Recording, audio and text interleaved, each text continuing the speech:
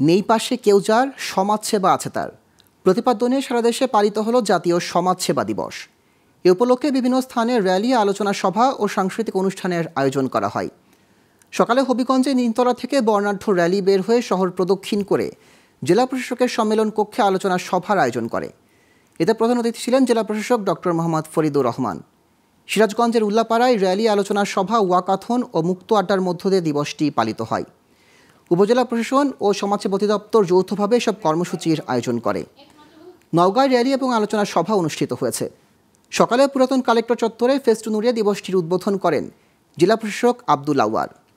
লালমনিরহাটে কেন্দ্রীয় bus terminal থেকে rally এবং ওয়াকাথন মিশন মোড় ঘুরে জেলা পরিষদ মিলনায়তনে এসে শেষ হয়। এদিকে আলোচনা সভা, র্যালি, হুইলচেয়ার বিতরণ, সাংস্কৃতিক অনুষ্ঠান সহ বিভিন্ন আয়োজনে কুমিল্লায় দিবসটি পালিত হয়েছে।